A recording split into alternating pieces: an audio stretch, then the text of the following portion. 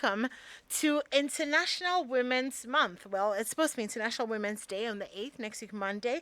But of course, we decided to extend it and make it the whole month because, well, we can never celebrate women enough. So, how about we just take the whole month, maybe extend it to 3 months even? Who knows? But thank you so much for choosing to be here. We know that you could be anywhere else, but you're here with us tonight, and we love you for that.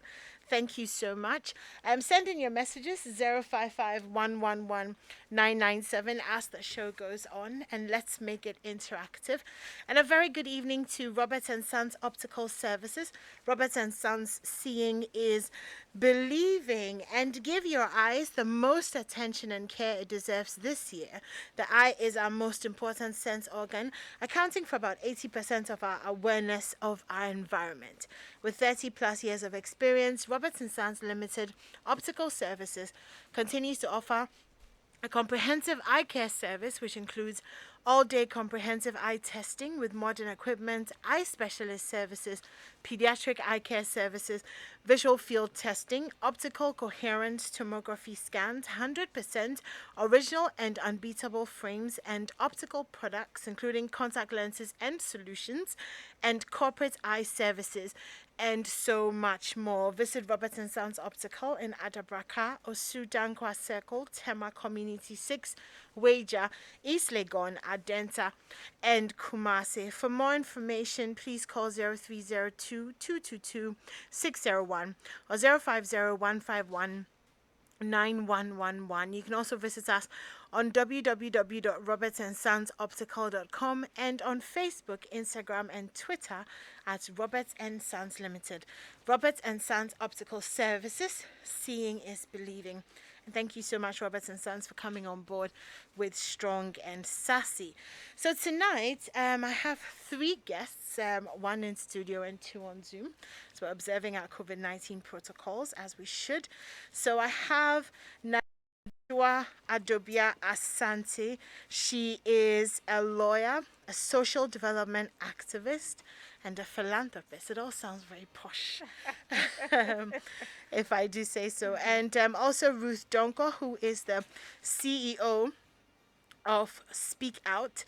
And of course, our very own Ohineyeri Gifty Auntie, who is the CEO of GDA Media. Thank you so much. You're welcome to Strong and Sassy. All right. So I'm gonna start off the show today because I want you guys to listen to something.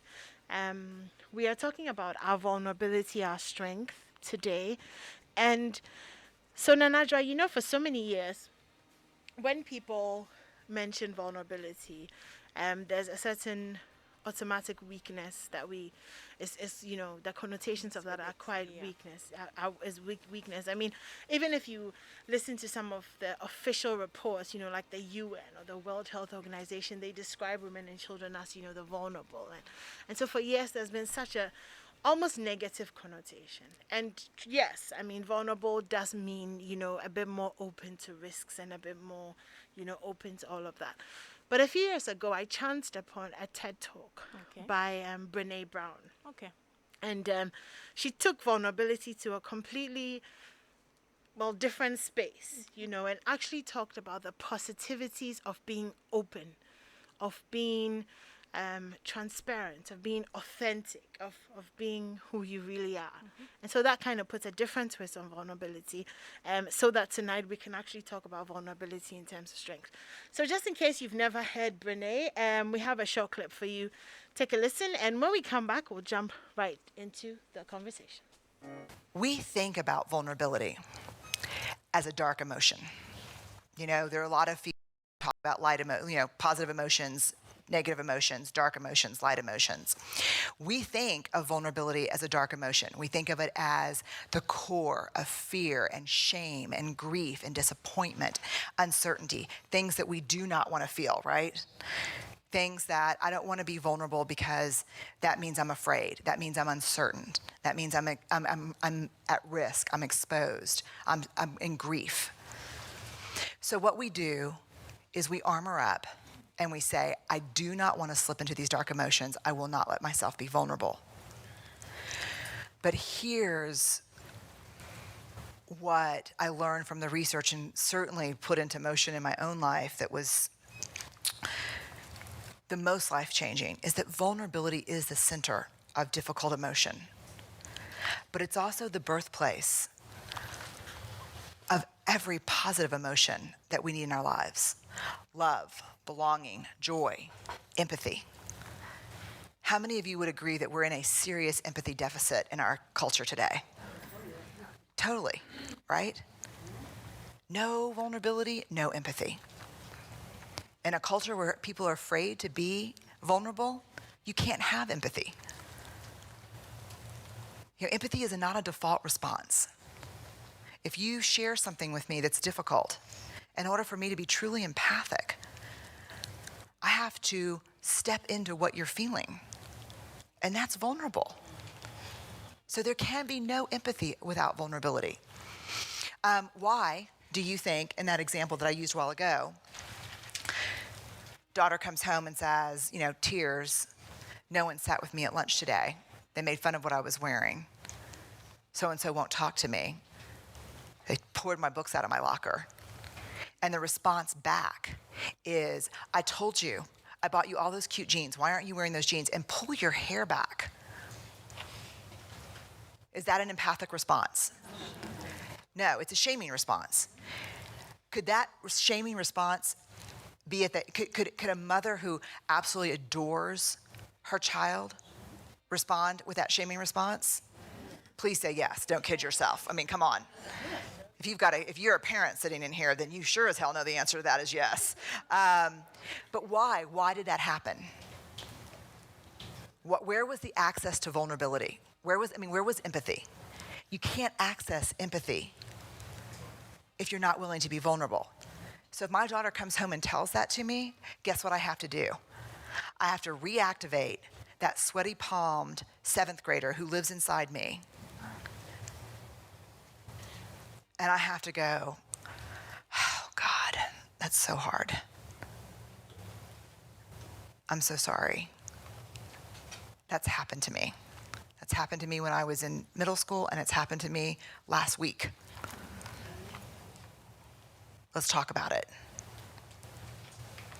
But you can't get there without vulnerability. You can't fake empathy. Innovation and creativity, born of vulnerability.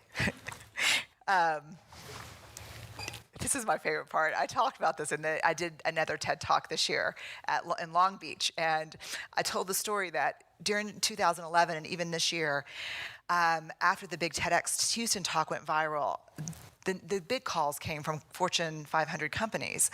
Oh my God, we loved your TED Talk. It was great. Please come talk to all of our senior leaders. And it's like, okay, what do you want to talk about? Like, we don't care. Just come and talk to us. Just if you could ixnay the shame and vulnerability talk. Every single conversation, barring maybe 10%. I was like, well, what do you mean? Well, we love, you're funny. You have this great research. I think there's a real fit with what we do. We don't really do, that kind of stuff around here. So if you could not mention vulnerability and shame. So just for fun, for grins, I would say, okay, so what would you like me to talk about?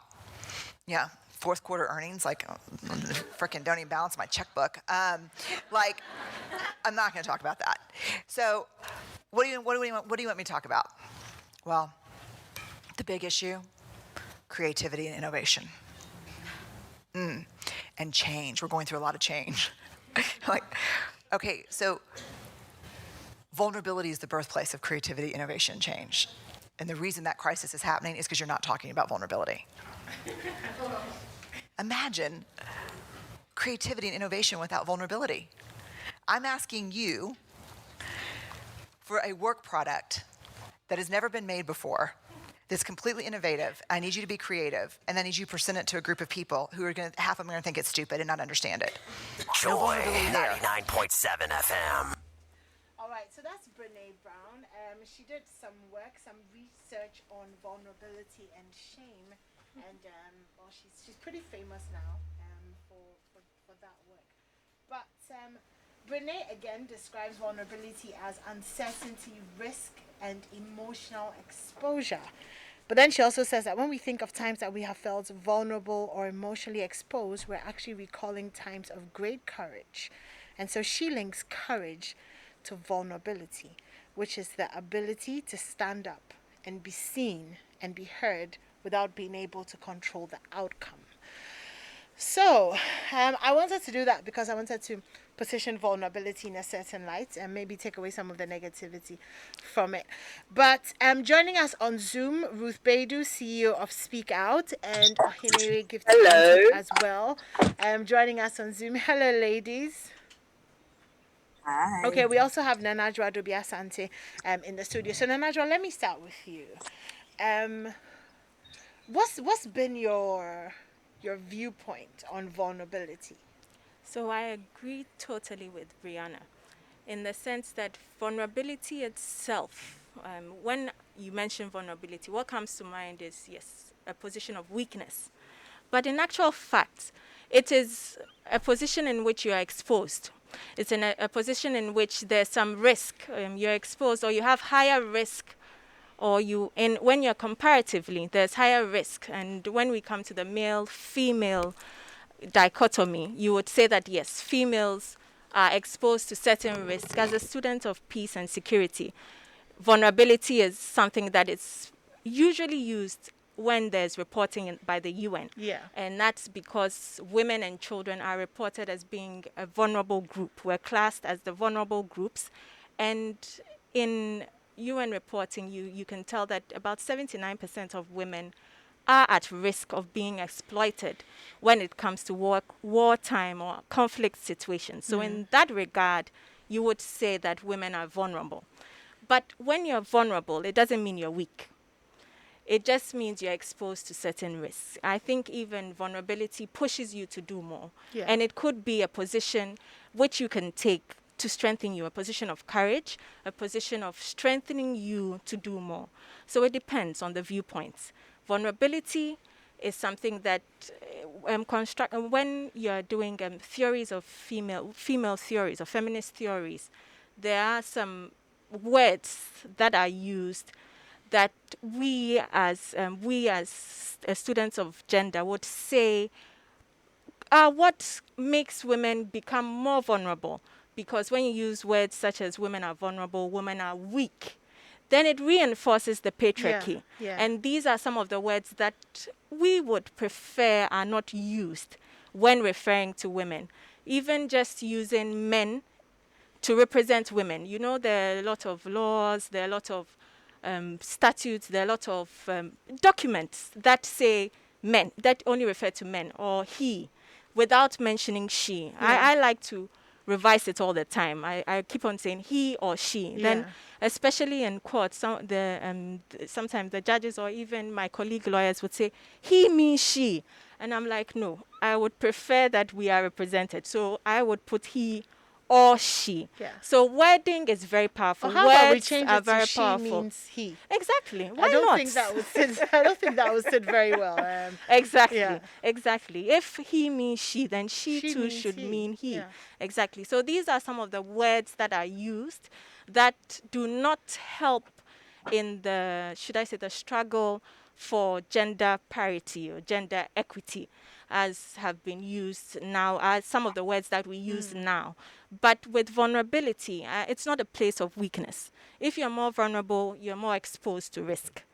But it doesn't mean you're the weaker person. It means that you're in a position which is not in a position of, a position that is at risk, or you may be likely not to succeed at what you want to do but then as long as you put in the effort, as long as you have the courage to surmount the mountain, then you will make it. So that's it. Vulnerability is not a place of weakness. Yeah. It motivates you, and it should motivate you to do more. To do more. But due to physiological differences, there are certain words that are used. Women, connote certain things, exactly, yeah. that Yeah. women are weaker than men. But I keep on saying there have been studies to show that there are women, the pain that women go through during Yeah, childbirth. I think it's like 79 bones breaking in your body at the same Exactly. time. Yeah. And that men cannot bear that pain. No, of course not. So if we're defining strength, we need to take a second look at what strength means. Is strength the ability to give birth, or is it the ability to push a car? You get it. These are some of the things that we need to look at. It's all strength. Yeah. And we need to also show that, yes, we're different. Even amongst men, they're different. There are men who can push cars. There are men who cannot.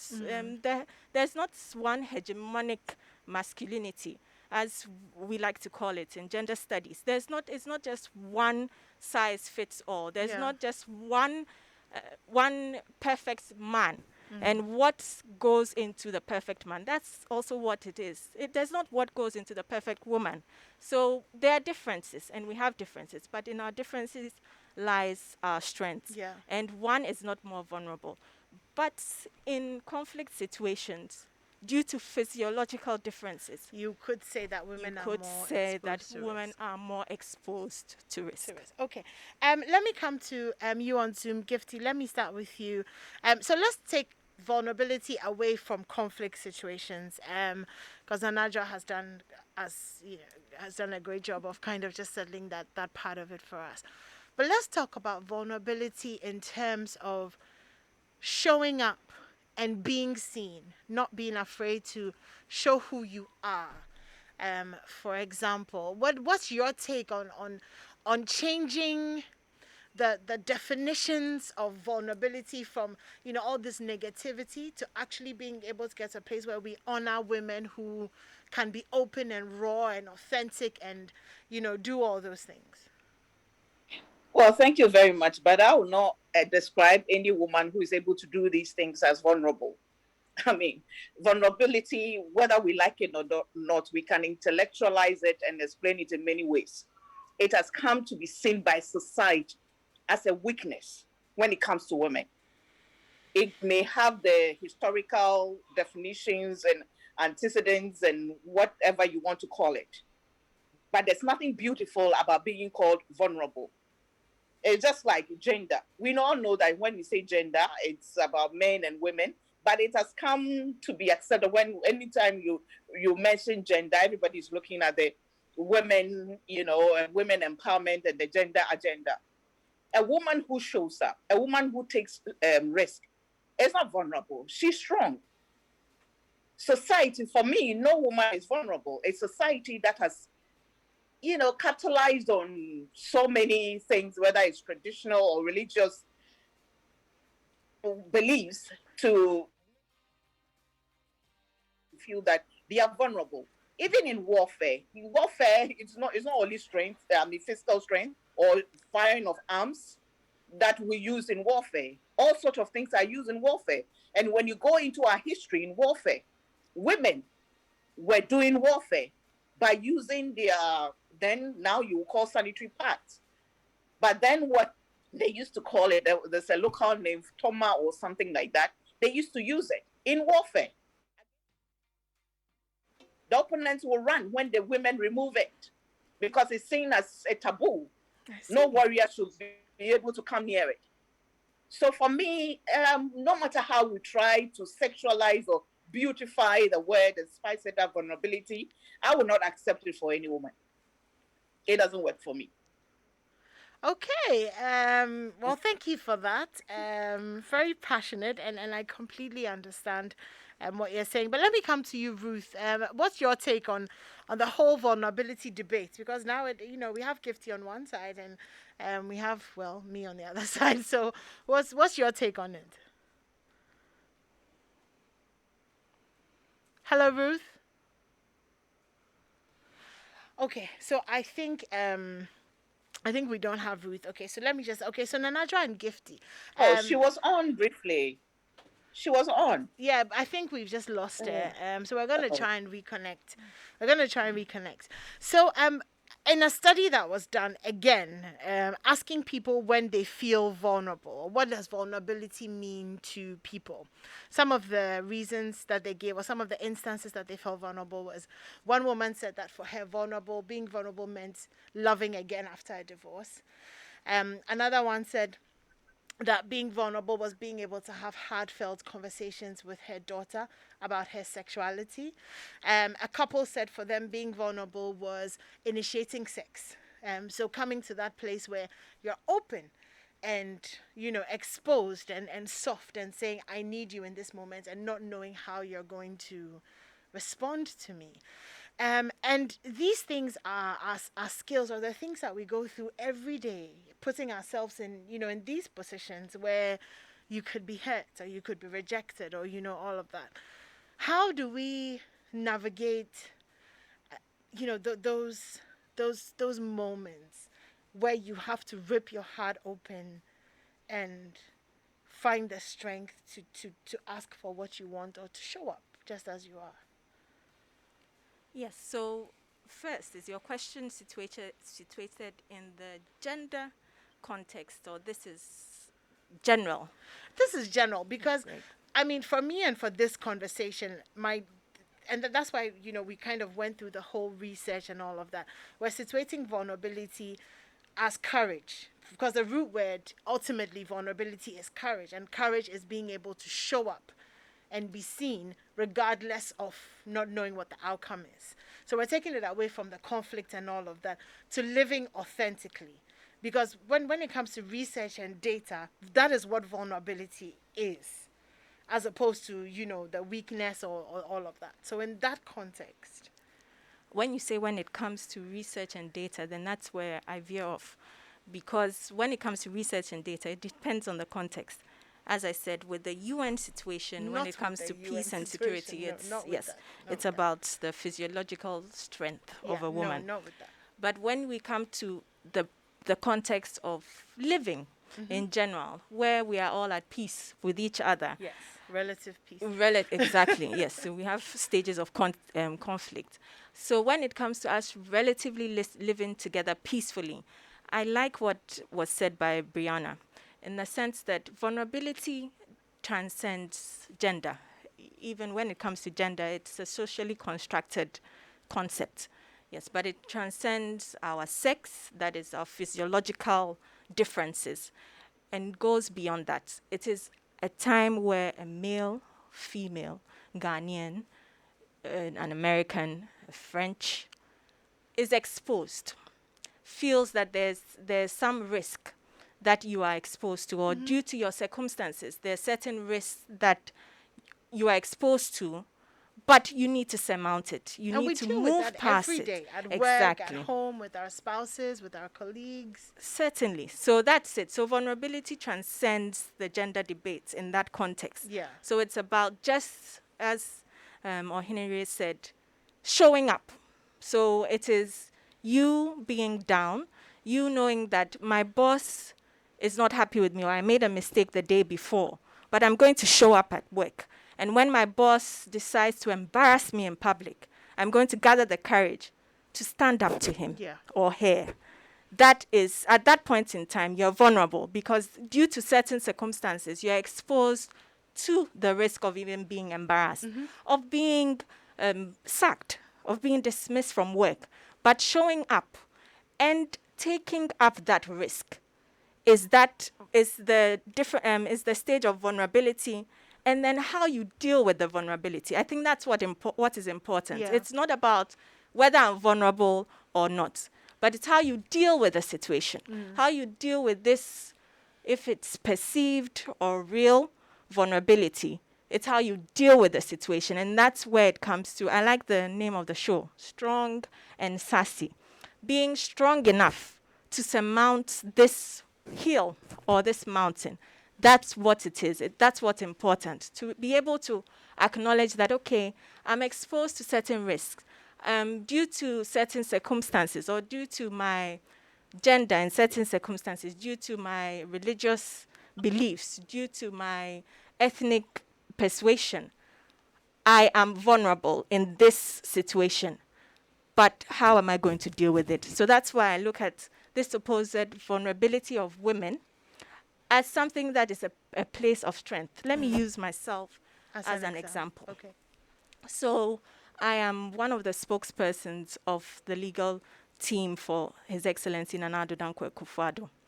And anytime I speak, when I address the press, with the English, it's myself or Honorable Kojo Oponkroma.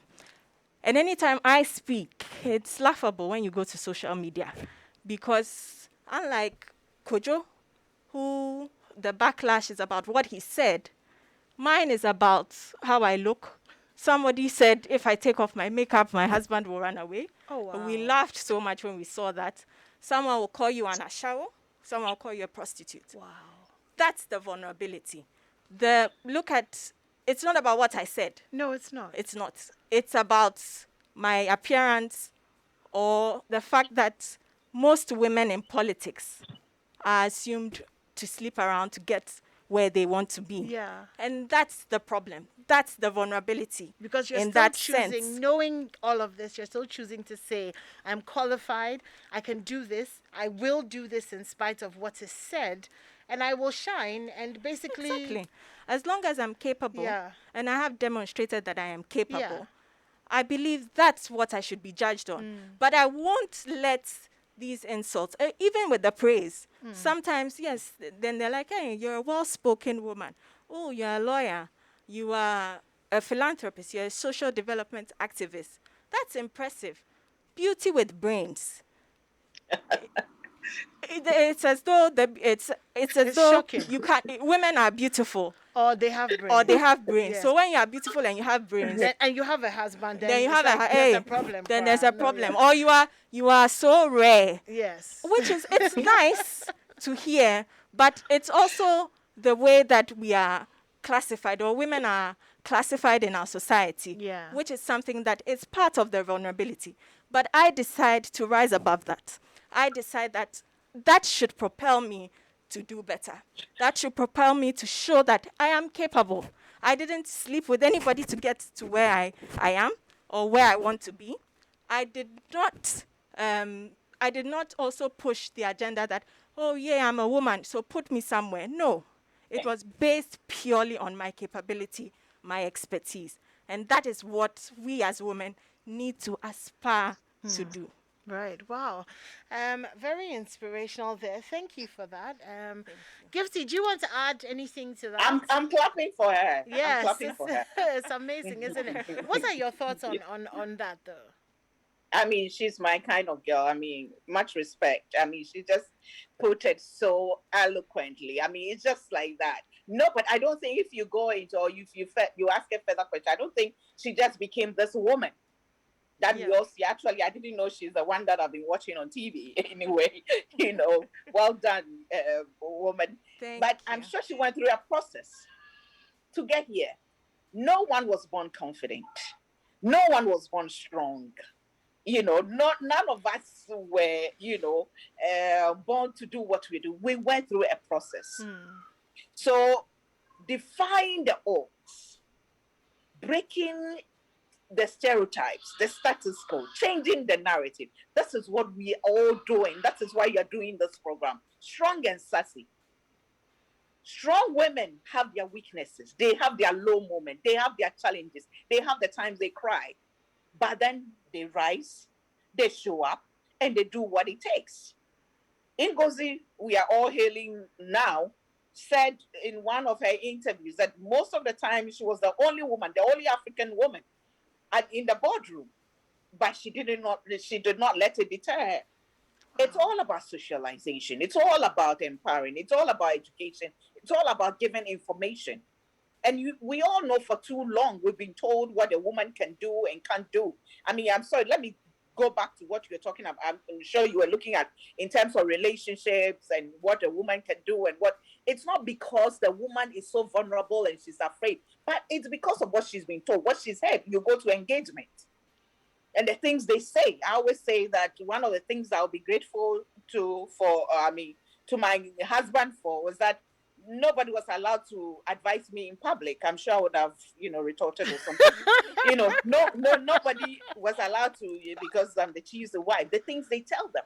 So they go in, they're so afraid and can't do anything, can't speak up. Even me, sometimes I do that, and they'll tell, oh, your husband is a chief. You can't say that. Say when he comes home, he's a husband. He's a father. Yes, he's a chief, but he is a father, he's a husband. I'm a chief's wife, but I have my role. I was, doing what I'm doing now before I got married. But society will try to box you, and you have to dare to break loose and sometimes create your own box, your own identity. But not everybody can be like the three of us or four of us or, 100 of us. And we need to appreciate and understand that and respect everybody's, just like I said, in terms of the warfare, we all fight from different angles. There are things that the woman you consider as weak or vulnerable can do and may achieve that I would not achieve in my years of screaming and shouting and being strong, and I cannot. So we all have our strengths and we have our weaknesses. So I know you disagree, but I just don't like the word being anybody referred to as vulnerable. But of course, you've given The context. No, the I completely historical get you. I completely which get we you. are. Mhm. Yes, anyone, I'm listening to you. No, I was just saying I completely get you, so it's fine. Yeah, yeah. So we all have our strengths and our weaknesses, and I'm sure lawyer will tell you that some of these things she'll laugh, that some of them too it hits her, and it's like, why? She will not understand, and it may keep her down for a moment, but the next moment she's going to court. Tomorrow I'm sure she's going to go to court, all psyched up and ready to fire and all that. But then nobody knows what she will go through between now and tomorrow morning, but she will show up and go. I call us the wounded healers. We have our own tears, our own souls, our own scars, but then we go out there healing other people, holding each other's hand. The wounded healers. It's interesting, isn't it? And Nanadra, this is a thing. When you really talk about women, you can't talk about women like in a one-dimensional way, because we're so many different things. And like Gifty said, we've been almost taught or socialized to be ashamed of certain parts of ourselves. And I struggle with that. I'm sure you have as well, that there are things that you question about our society, and the way that we're expected to behave, and all of those things, and we're like almost constantly fighting this battle where it's like we're trying to change lots of these things which don't make sense. I'm trying to think of an example, but there's not one coming to my head readily. But listening to both you and Gifty, I realized that, and she said something. She said that you didn't just become. It was a process. And courage is a process, because you don't suddenly wake up one day and you're so confident and bold that you can stand in a room and say, this is who I am. Basically, take it or leave it. So on your journey to finding the courage to perhaps, stand at the Supreme Court and say, look, I know people are going to talk about my hair, my makeup and stuff, but this is who I am and I'm going to do it confidently. What were some of the things that you learned, or the things that you tell yourself in those moments when some of these things hit back at you?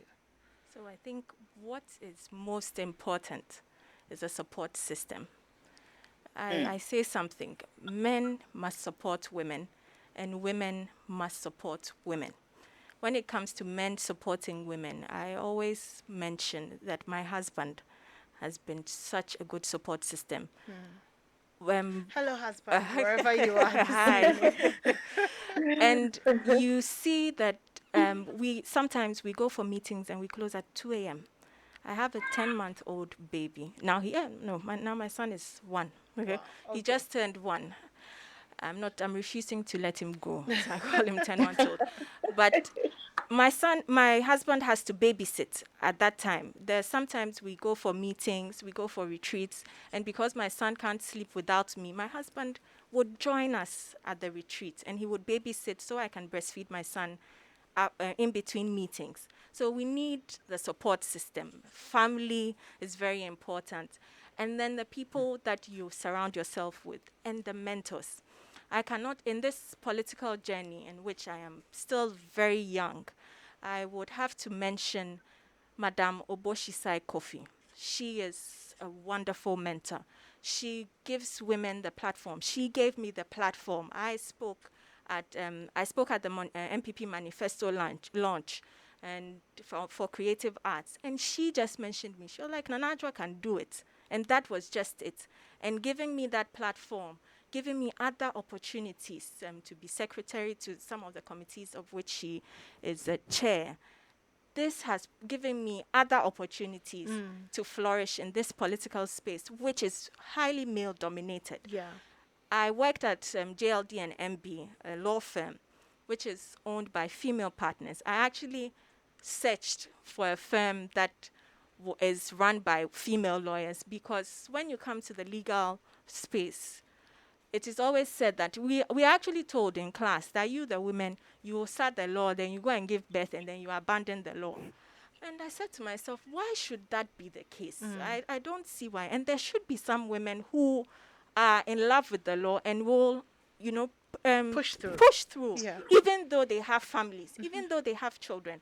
So when I found that firm, I told them at my interview that I chose this firm because you inspire me. And I know that being here would inspire me to even do better. Yeah. And the partners there, Auntie Mirini, and Zoe, Lily, and all the lawyers there, Cynthia particularly. These are all women who, throughout their lives, on a day-to-day basis, are lawyers who are going head-to-head with men, going head-to-head in a male-dominated industry to make sure that women also find their place. But I always keep on saying that with the gender discussion, it's good to also mention that it's not men versus women. Yeah. No, it's just us saying that we are all equal. We are all not equal. We are all to be treated in an equitable manner. So it's not about, we shouldn't divide, these are the men, these are the women. And even with women, you said something that we have different experiences. We're so different. I come from Nkari. I'm sure you can. I think you're Fanti. Kwewu. Yeah, Kwewu. You're from Kwewu. So even though we're both women, we have different ethnic backgrounds. Which is different cultures, different upbringing, different. Exactly. And it's called the concept of intersectionality. So we cannot have the gender discussion and say that, okay, one size fits all. Yeah. That's not how it is. Yeah. Our experiences also influence what we need at different points in time. We have the empowered woman, we have the unempowered woman. That's how I like to classify it. An empowered woman does not need to be given the tool, to given an education in that sense. The person doesn't need, let's say, free education in that sense, but then may need the fertile ground in order for them, if the woman is an entrepreneur, in order for her to promote her business. So our needs are different. I'm not an entrepreneur, so I may not need the business, the business ecosystem, that's the word, to flourish. But I may need something else. So we all have different needs that need to be taken into account. And that's when the principle of intersectionality comes to play. And that's where we need to understand the gender debate. Then when it comes to the issue of women, I did a documentary called Wrong Knows No Gender. Okay. And so when you said examples don't come to mind, I was like, I have so many examples. So for instance, I'm Catholic. Catholics drink alcohol. I've been told so many times that women shouldn't drink alcohol in public. And I was like, well, if you think drinking alcohol is wrong, totally, then it should be wrong. it should be wrong for all of us. But don't say that women should not drink alcohol in public because it connotes a certain way, or it speaks poorly of women. That's an issue. It should be, if it's wrong for all of us. With adultery, that's the same thing. In Ghana, we are okay with polygamy, but not okay with polyandry. Yeah. If it's wrong for both. They're going to come for you for that. I can Now promise you I'm they're gonna come developing for the you for thick that. skin, so it's fine. It's fine. But I keep on saying wrong knows no gender. And that is what it should be. If it's wrong for all of us. And it will help all of us if we accept that if something is wrong, let's not let it be more acceptable when one gender does it, because that gender will then take advantage of it. coming to women, gossiping. It shouldn't be that gossiping is okay for women to do and not okay for men to do. These are some of the examples that They're wrong knows no wrong gender. knows no gender. Sounds very interesting. And Auntie Gifty, we're going to come to you in a second, but I'm just going to take some messages from our friends, and then when we come back, we'll bring you into the conversation. So right after this, don't go anywhere. Oh, Charlie, close the window small. Your room be too bright, oh. Why, you be vampire where you know they like sunlight? Hey, my eyes.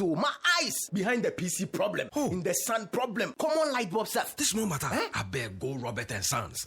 Oh yeah, then my chick to him, I know correct. Cry. Where Robert and Sons sort them out sharp. Now so stylish frames in the rock. We go Robert and Sons right in. No, I was sitting inside proper. For over 25 years, Robert & Sons continues to provide specialist eye care for both adults and children. Locate us at Adabraka, Adenta, Kumasi, Usudankwa, Tema, Weja, and East Legon. Call 050-151-9111. Robert & Sons, seeing is believing. Our 130-year journey at Allianz has seen our operations growing to cover over 92 million Allianz customers in over 70 countries worldwide. Allianz Life Insurance Ghana, a subsidiary of Allianz Group, has put together a wide range of insurance packages to suit the pockets of every Ghanaian individual, family, group, corporate body, as well as their employees. Kindly call us on 030-2267-892 or 059-144-9686 or visit our website www.allianz-gh.com for more enquiries. Allianz Life, we secure your future. Joy 99.7 FM.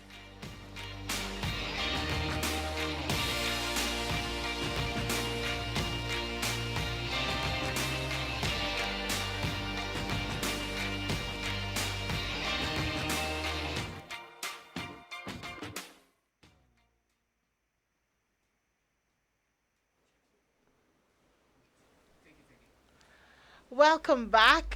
This is still Strong and Sassy here on your Superstation Joy 99.7 FM. And Strong and Sassy is brought to you by Robert & Sons Optical Services.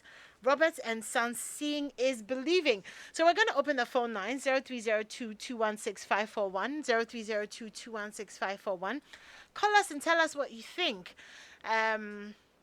Well, of this, our new definition of vulnerability, but, also finding strength in being who we are and finding the courage to chase our dreams. But Auntie Gifty, let me come back to you because I said I would before we went on the break. And so let's talk about double standards because, I enjoyed your reaction when Nanajwa talked about, the wrong has no gender. Tell us what you think about that in terms of how we show up and how we're authentic in the things that we do. Well, interestingly, in my latest book, I also I wrote something on crime has no gender. Crime has no gender. I mean, crime is crime. And irrespective of what your gender is, when you commit a crime, it's a crime. And the double standards are always there. We pick for us. And when I say us, I mean society, and Nanaja couldn't have put it, any better when he talks about, polygamy and adultery and, infidelity and all those things. But society decides when something is right and something is wrong. But who is and society? I would dare say that Nanajwa may go to hell. You know why? Because she dares say that men and women are equal. How dare she? Doesn't she read the Bible? No, she doesn't. She has not been reading the Bible. Don't you read the Bible when God created men special as the head and totally different, and women must submit, and everything men do are right. But you, Auntie Gifty, they will sack you from your church. They will sack you from your church. But these things permeate throughout all our society, from the church to our traditions to our institutions, even at the workplace. even at the workplace. Nanajua gave a clear example, when she's addressing and interestingly, I get so excited when I see her, and I think I understand her better when she's articulating her views than when Kojo does. That's my story, and I'm sticking to it. I'm with you. I'm with you on it. We are sticking to it. But then what will be thrown at her won't be the substance, but her appearance. They think they can hurt you with their appearance. And this has been happening over the years, and we allow it to affect us as women. Immediately you are put on the spotlight, when you are called out for whatever it is, it's going to be how you look. Your mother will be insulted, your background. I mean, everything that has nothing to do with the substance, the issue, is what is going to be tackled. And this is what keeps a lot of women in bondage. When I started my program, I was going to look at, women like Nanaja who can articulate issues and talk about legal matters and policies and all that. Then I realized that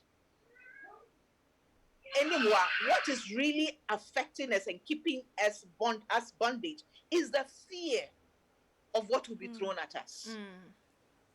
I wouldn't say that because I have survived it for the 25 years that I've been in public space, so it's okay. No, it's not okay. Not everybody, as you rightly said, we all have our different strengths and, our levels of tolerance and what we can handle. The things that some of us have been through may cause someone to commit suicide. In one of my wrote about I failed, and when you read some of the things I failed, somebody just as an exam, failed and is going to commit suicide. So you don't see it as, and our society has, just this one, but you're a woman, so when there is normal, as for women, every woman is being called a prostitute, so it's okay. It is not okay. And we must change that. Every man cheats, so it is not okay. It's not. I agree with you. And we must change that, and we must insist that it is wrong. What is wrong is wrong. We are all different. Then I can't say it any better than I have said it. We are all different. We are strong in our own way, and we are weak in our own way. Nana just talks about, her husband being there to take care of her children, and that has been her source of strength and all that. Someone would see that as her being vulnerable. She can't do it alone, so her husband has to be there. Me, on the other hand, have to carry my child, 3 months old, traveling and, back and forth and going everywhere, conferences, it's just me and her. I talk for a few minutes and I have to go somewhere and go and breastfeed her and come. Somebody may see that, poor her, she's doing it alone. Another person may see that, she's strong, she's doing it. And I have taken it as my strength. Nanajwa takes her husband being present there as her strength. And nobody has a right to judge. Look at even the issue of childbirth. Some people dare say that if you're a woman, then you have to give birth the natural way. So those of us who went through CS, but we are not women. We are something else. I've heard that. So everything that concerns women can be used and picked up and thrown at you as something derogatory that you don't live up to. We are always being forced to live up to a certain standard.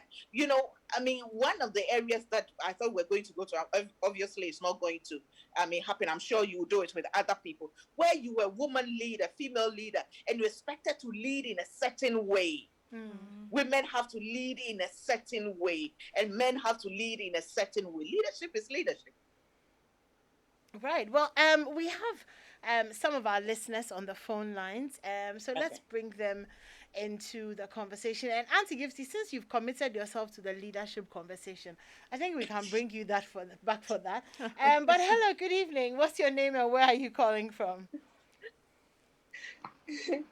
Hello. Okay, so before the call, okay. Okay, no, that caller is that we've lost that caller. Apologies for keeping you for waiting for so long. The phone lines are open. It's 0302 216 541 0302 216 541. Okay. Hi, good evening. What's your name? Where are you calling Madam from? Animwaa. Hi. You kept me on the phone more than 5 minutes. I'm sorry. Forgive me. Are you the one going to buy the credit for me or your producer? Massa. Okay, no problem. It's of the show. Yeah, I'm following you closely and looking at points and senses. I think naturally, when we talk about vulnerability, ladies have some aspect of vulnerability in terms of being strong, they are fearful, they are weak in some certain area. But I think our laws are also helping ladies to take themselves out of vulnerability. Like a man can say that, though I'm married to you, I can take more than, or I can go in for multiple relationships, but you cannot. I can go out and do my own things, but when you do the same, there's a problem. Sometimes, if a woman is not highly educated or rich, the woman cannot have a say. I think there should be some laws that bounce those kind of issues so that even though they are weak, they are sometimes not strong, they are fearful. I mean, we shouldn't step on them all the time. So vulnerability, we have the natural one, but we are thinking them through the other side too, which shouldn't be so. So thank you for the program. All right. Well, thank you very much for calling in. It's 0302216541. Do we have someone on the line? Okay, we've lost them. Okay, Nanajo, you want to say something, and then when we get a call, we'll just... Yes, so with regards to leadership, so I was given the opportunity by the President, His Excellency Nana Addo Dankwa Akufo-Addo, to be an agency head at the age of 27 of the National Folklore Board. And when we go for meetings, I remember, I think quite a number of my staff are older than me. And when we go for meetings, I was assumed to be the PA. So these are some of the things. I would go for the meeting, and then my deputy is by me, and then there's another, my accountant. And I would have... just looking at us, the presumption is that you're a lady, you're young. Oh, how can you be the head of this agency? No, you be the PA. So these are some of the things we experience all the time. But then you look at it as a place of strength. I always say I'm happy when I go somewhere, and the assumption is that I'm actually not the director. The surprise and the surprise, and they're impressed. They're impressed with my delivery. When I start speaking, they're like, "Oh, okay. Oh, you look quite young, but you've done well." And even that, it's a bit condescending in that sense, because there are young women who are doing well. Yeah. And just because you have a perception of who should be the director of the National Folklore Board, or a director of an institution who will be appointed by the president, doesn't mean you should, just assume that that person is the personal assistant. Yeah. But these are all experiences, places of strength. This is how you also showcase to the world, showcase to people that when given opportunities, when given these opportunities, when the mantle is given to you, you will deliver, and you will ensure that other people also get the opportunity to do the same. Yeah, so I completely agree with you. Thank you so much. As usual, time flies when you're having fun. So it's the end of our show. But this whole month we'll be we're always talking about women issues. But this month we're going to be celebrating women, maybe talking about the things we don't talk about as often, because we really want to change how a lot of things are talked about and how women are seen. So it's a tall order, but we are up for it. So yes, now Najwa Adobia Asante, thank you so much for joining us. We hope that you will come again. We wish you well. We love to see you shine. Keep shining for us. Thank you. Yes, there's so much more to do. Yes, it gives other people the courage to shine when they see you shine. So you should know that you're not just shining for yourself, you're shining for all the other women who are looking at you coming up. So thank you so much to Gifty Auntie, who'll be joining us for the leadership conversation in a few weeks. So it's not goodbye, it's so long to you. But thank you to all our listeners. This has been Strong and Sassy. We'll do this again next week, Wednesday at 7. And Menu is here with the 8 o'clock news.